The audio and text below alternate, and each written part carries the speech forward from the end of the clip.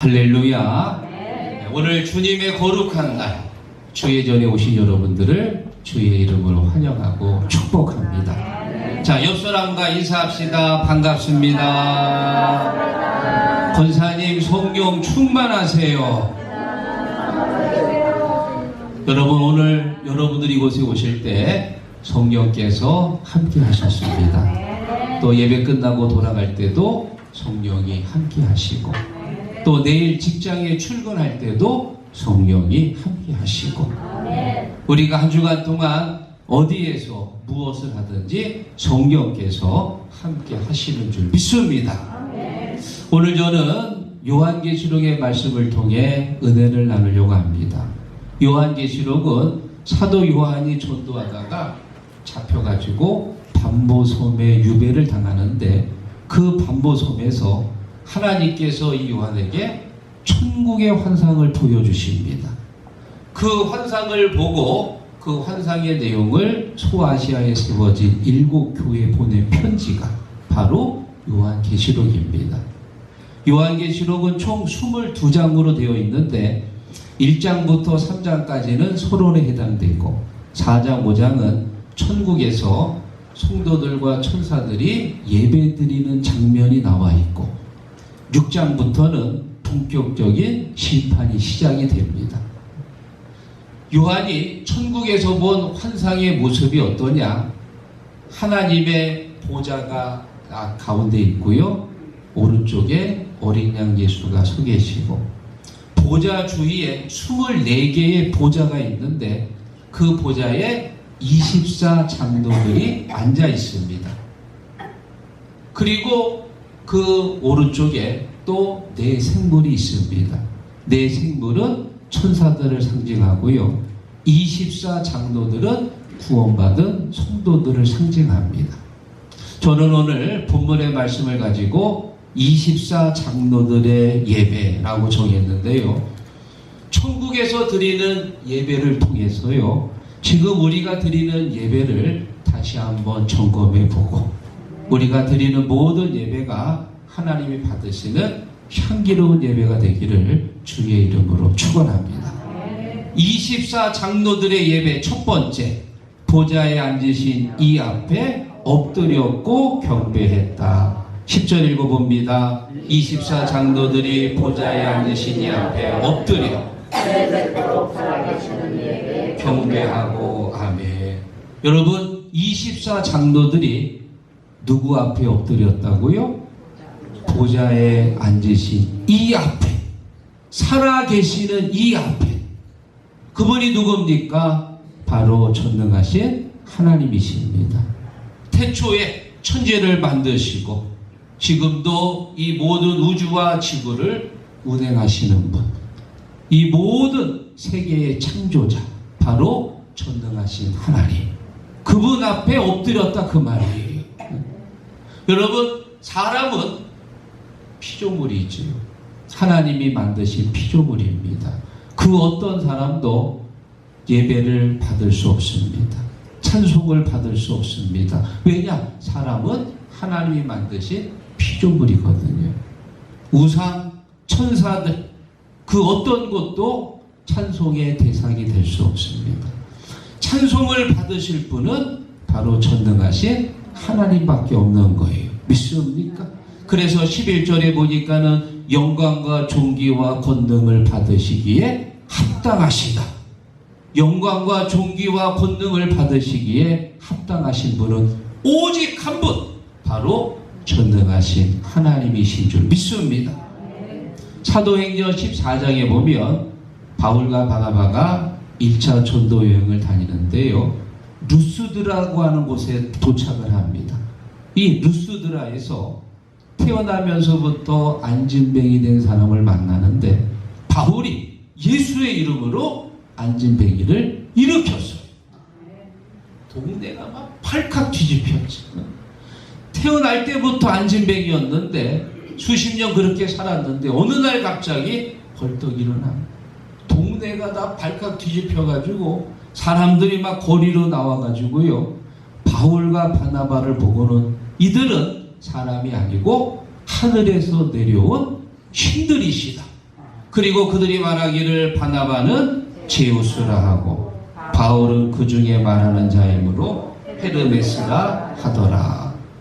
사람들이 꽃을 가져와 가지고 바울과 바나바에게 신적 경배를 드리려고 합니다. 그때 이 두 사람이 어떻게 했냐? 옷을 찢었어요. 이 이스라엘 사람들은 이런 참담한 일을 당하게 될 때 옷을 찢는 관습이 있습니다. 옷을 찢었습니다. 그리고 말합니다. 여러분, 도대체 이게 무슨 짓입니까? 우리는 여러분들과 똑같은 사람입니다. 우리가 지금 이곳에 온 이유는 이렇게 헛된 일을 버리고 전능하신 하나님을 여러분들에게 전하기 위해서 우리가 이곳에 온 것입니다. 두 사람은 사람들이 자기에게 신적 경배를 드릴 때 그것을 받지 않았습니다. 받아서는 안 되지요. 찬송과 경배와 영광은 전능하신 하나님만 받는 건데 그것을 내가 받는 것은요, 하나님의 것을 축복하는 거예요. 하나님을 거역하는 겁니다. 사람들이 자기들에게 주는 영광을 받지 않았습니다. 그리고 그 영광을 하나님 앞에 온전히 드렸다. 이것이 바로 우리의 본분인 줄로 믿습니다. 이런 모습은 구약에 또 나오는데요. 사사기에 보면은 주의 사자가 삼손의 아버지 마노아에게 나타납니다. 그리고 이 아버지에게 말하기를 이제 당신이 아들을 낳을 것인데 그 아들은 이미 하나님께서 구별하신 나실이다. 그러니 절대 포도주와 독주를 마시지 말고 부정한 것을 가까이 하지 말고 무엇보다 머리에 삭도를 대지 마라. 그러자 이 마노아가요 너무 감사하고 황송해서 지금 나타난 그 여호와의 사자를 하나님으로 생각한 거예요. 그리고는 주님 가만히 계십시오. 제가 짐승을 가져와 가지고 잡아서 당신께 제가 제사를 드리겠습니다. 자, 그러자 여호와의 사자가 이렇게 말합니다. 여호와의 사자가 마노아에게 이르되 내가 내 음식을 먹지 아니하리라. 누구한테 드리라고요? 여호와께. 천사도 경배의 대상이 될 수 없습니다. 왜냐? 천사도 하나님께서 만드신 피조물이거든요. 물론 이 천사는 영적 존재이기 때문에 사실 우리하고는 비교도 안 돼요. 천사의 이 힘은요 막강합니다. 천사 한 명이 아수르 군사 18만 5천 명을 하룻밤 사이에 다 그냥 쓸어버려요. 엄청난 영적 권세가 있어요. 그러나 천사도 하나님이 만드신 피조물이에요. 그 어떤 천사도 경배의 대상이 될 수 없습니다. 우리가 찬송과 경배와 영광을 돌릴 수 있는 대상은 딱 한 분입니다. 바로 전능하신 하나님. 믿습니까? 24장로들이 누구에게 예배를 드렸냐? 전능하신 하나님께 예배를 드린 것처럼 우리가 하나님 앞에 늘 예배드리는 믿음의 자녀가 되시기를 주의 이름으로 축원합니다. 24장로들의 예배 두 번째, 24장로들은 엎드렸고 경배했다. 자, 이 본문에 보면은 엎드렸고요 경배했다는 단어가 나오는데 경배했다 이 단어에 헬라 원어가 있습니다. 프로스 퀸네오라고 하는데 다 같이 읽어볼까요? 프로스 퀸네오. 생전 듣도 보지도 못한 단어를 영어도 어려운데 헬라어까지 하시고 여러분 유식해지시기 바랍니다. 뜻이 뭐예요? 예배하다, 경의를 표하다. 여러분 우리가 하나님 앞에 나올 때 기본 자세가 있어. 기본 자세. 그게 어떤 자세냐? 주님 앞에 엎드리는 것. 무릎을 꿇고 엎드립니다. 하나님, 저는 죄인입니다. 저는 아무것도 아닙니다. 당신을 높여드립니다. 주님은 나의 주인이 되십니다. 하나님 앞에 나를 엎드리고 주님을 높여드리는 게 예배자의 기본 자세입니다. 여러분, 우리가 가졌으면 얼마나 많이 가졌고 배웠으면 얼마나 많이 배웠겠어요. 하나님 앞에서는요 정말 아무 공도 없는 부족한 사람들이요. 고린도전서 1장 25절에 말하기를 하나님의 어리석음이 사람보다 지혜롭고 하나님의 약함이 사람보다 강하니라. 아무리 우리가 대단한 부를 가지고 많이 공부했어도요 하나님 앞에 서면 그야말로 보잘것없는 존재들이요. 하나님 앞에 엎드릴 때 주님께서 우리를 긍휼히 여겨주시는 줄로 믿습니다. 성경에 보면은요 예수님을 만나기 위해 예수님 앞에 나왔던 사람들은 하나같이 다 엎드렸습니다. 마태복음 28장에 보면 부활하신 예수님을 만나려고 여성들이 무덤에 갔는데 예수님 부활하셔서 무덤에서는 만나지 못합니다. 그리고 이제 돌아오는 길에 예수님을 만나게 되는데 부활하신 예수님을 만났을 때 여성들이 어떻게 했냐? 예수께서 그들을 만나 이르시되 평안하냐 하시거늘 붙잡고 경배하니. 아멘. 붙잡고 어떻게 했다고요? 경배했다에 쓰인 헬러 원어가 뭐라고요? 프로스 퀸네요. 척하면 참 설리지. 물어볼 것도 없지. 마태복음 4장에 보면 예수님께서 마귀에게 3가지 시험을 받으시는데 3번째 시험이 뭐냐? 예수님을 높은 산으로 데리고 갑니다. 그리고 천하 만국의 영광을 보여주면서 내게 경배하면 이 모든 영광을 당신에게 주겠소. 그때 예수님께서 말씀하십니다. 마태복음 4장 10절 사탄아 물러가라. 주 너희 하나님만 경배하고 그를 섬기라. 할렐루야. 주 하나님을 경배하고, 이 경배하다에 쓰인 헬러 원어가 뭐예요? 프로스퀴네. 두말하면 잔소리지. 프로스퀴네. 마태복음 2장에 보면 아기 예수가 마구간에서 태어날 때 동방박사 3사람이 마구간에 태어납니다. 그때 말구유에 안기신 그 아기 예수를 보고 동방박사들이 어떻게 했냐? 그 앞에 엎드려 경배하고 그리고 가져온 예물을 예수께 드리더라. 믿습니까? 예수님 낳은 마리아도 수고 많았지요. 마리아에게 엎드린 게 아닙니다. 요셉에게 엎드린 게 아니고 아기 예수께 엎드린 거예요. 아기 예수께. 믿습니까? 아기 예수께 엎드려 경배할 때 그 경배할 때 헬러 원어가 뭐라고요? 프로스 퀴네. 척하면 삼천, 뚝하면 밤 떨어지는 소리요. 뚝하면. 우리 사택 옆에요 밤나무가 있는데요 추석쯤 되잖아요. 그러면 지가 알아서 떨어지더라고. 그런데 그 밑에 이제 주차장 지붕이 있는데 함석이 돼가지고요 뚝뚝 잘 떨어져. 새벽에도 떨어지고 아침에도 떨어지는데 뚝 떨어진 소리가 들리면 아이고 밤 떨어졌네. 여러분 우리가 주님 앞에 와서 예배 드릴 때 기본 자세가 뭐냐? 하나님 앞에 엎드리는 거예요. 그리고 주님께 경배하는 것입니다. 프로스 퀸네요. 오늘도 여러분들이 주님 앞에 와서 무릎 꿇고 엎드려 주님을 경배하시기를 주의 이름으로 축원합니다.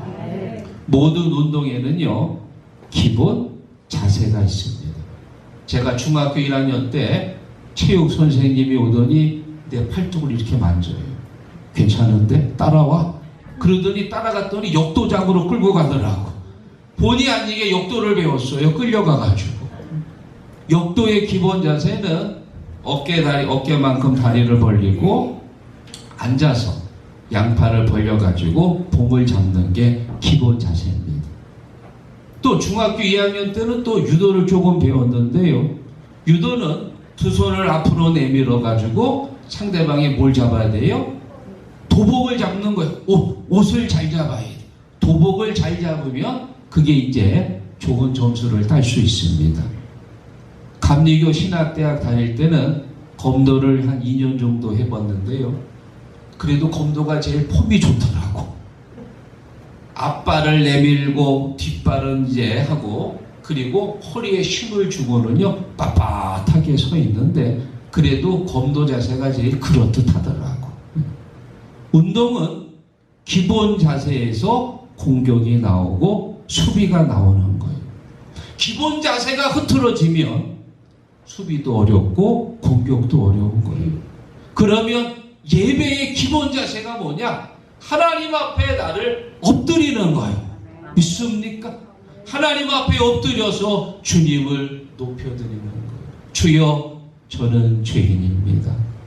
주님의 사랑이 없으면 저는 하루도 살아갈 수 없습니다.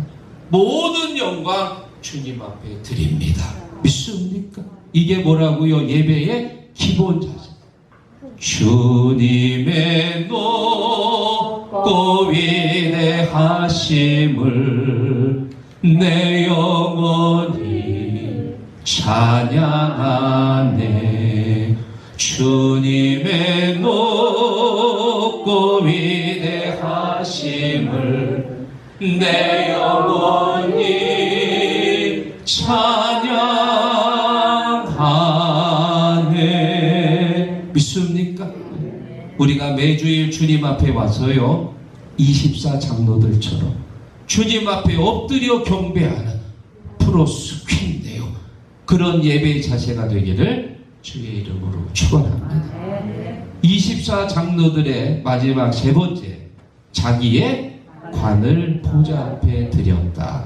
자, 10절 읽어봅니다. 24 장로들의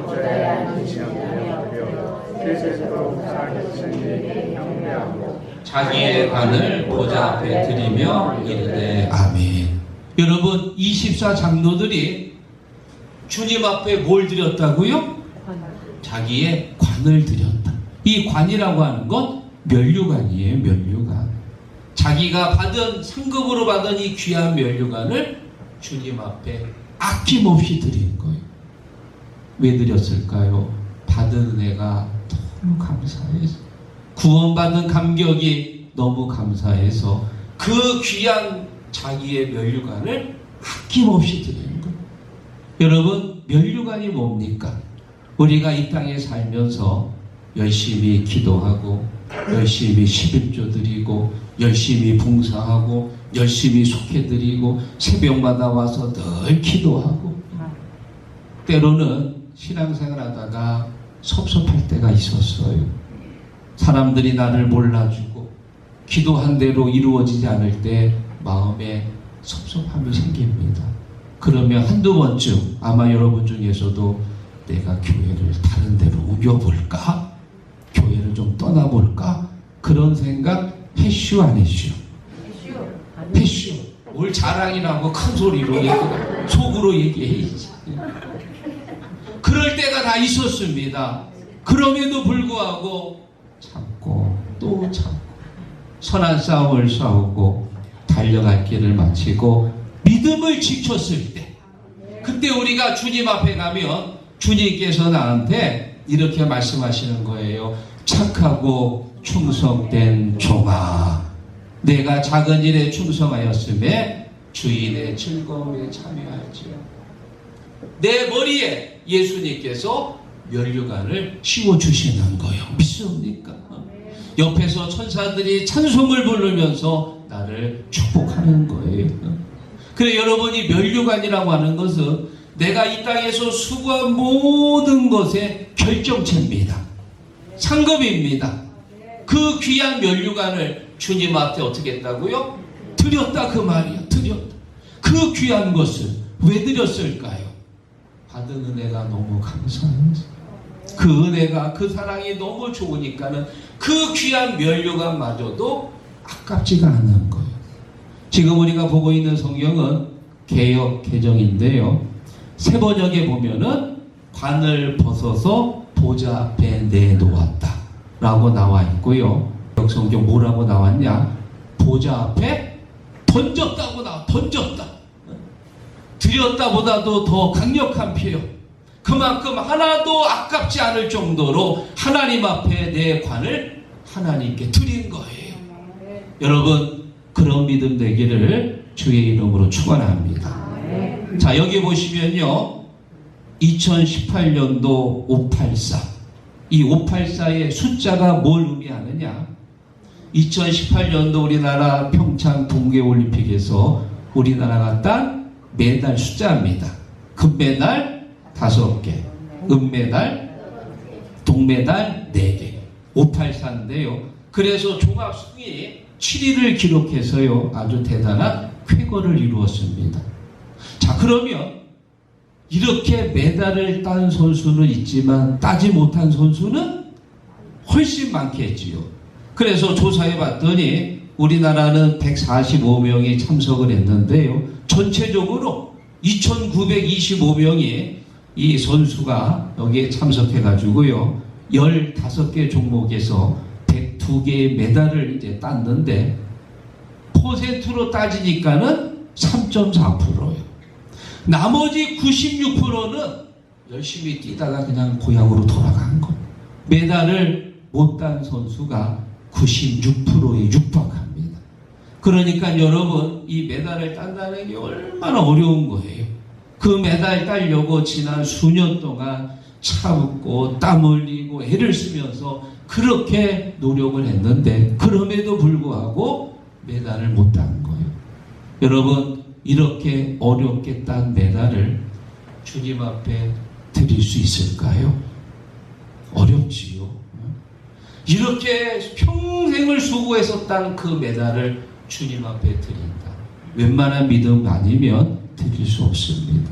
그런데 내가 평생을 노력해서 받은 나의 의의 면류관, 이 면류관을 주님 앞에 드린다. 이건 보통 믿음이 아니에요. 그런데 가능합니다. 왜? 하나님이 주신 은혜가 풍성하면, 그 은혜가 너무 감격스러우면 면류관도 주님 앞에 드릴 수 있는 믿음 주실 줄로 믿습니다. 성경에 보면요, 이렇게 귀한 것을 드렸던 한 여인이 있지요. 바로 마리아입니다. 이 막달라 마리아는 예수님께서 오셨을 때 그 귀한 향유를 부었어. 그런데 그 향유값이 얼마라고 그랬어요? 300데나리온이. 한 데나리온이 노동자 하루 품값입니다. 300일을 일해야 벌 수 있는 거니까 쉽게 말하면 1년 연봉이에요. 1년 동안 벌어가지고 내가 그것을 예수님의 머리와 발에 부었습니다. 옆에서 그걸 보면요, 아이고, 그 아까운 것을, 한 방울만 뭐도 향수라 냄새가 날 텐데 완전히 다 부었으니 뭐 완전히 냄새가 얼마나 진동하겠어요. 아깝지요. 은혜를 모르는 사람은요, 아까운 거예요. 그런데 은혜를 받은 사람, 감당할 수 없는 은혜를 받은 사람은 향유 아니라 더한 것을 드려도 하나도 아깝지가 않은 거예요. 믿습니까? 사랑하는 성도 여러분, 헌금도 마찬가지예요. 은혜를 받으면 얼마를 드려도 오히려 더 감사하지만, 은혜가 없으면 1,000원 드리는 것도 막 떨리는 거예요. 떨려. 아까워서. 그 사람이 인색해서가 아니고 은혜를 들받았기 때문에. 헌금의 문제는 돈의 많고 많은 적음의 문제가 아니고 은혜의 문제입니다. 은혜를 받으면 주님 앞에 드릴 수 있는 거예요. 저는 그래서 우리 7개 모든 성도들이 은혜 많이 받으시기를 축원합니다. 오늘 말씀을 정리하면서요, 천국에 대한 얘기를 해보려고 합니다. 여러분, 천국은 어떤 곳일까요? 잘 모르지요. 안 가봐서. 그러나 성경에 보면 천국에 대한 힌트를 얻을 수 있습니다. 요한복음 21장 4절 읽어봅시다. 모든 눈물을 그 눈에서 닦아주시니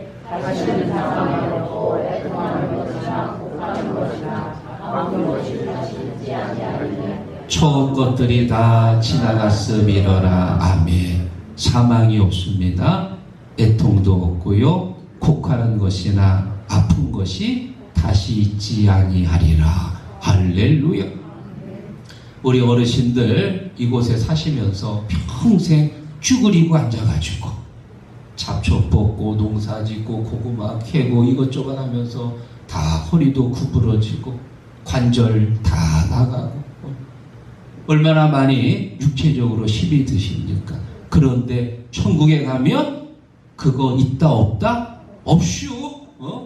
디스크 없습니다. 류마티스 관절염 없습니다. 변비 안 걸려요.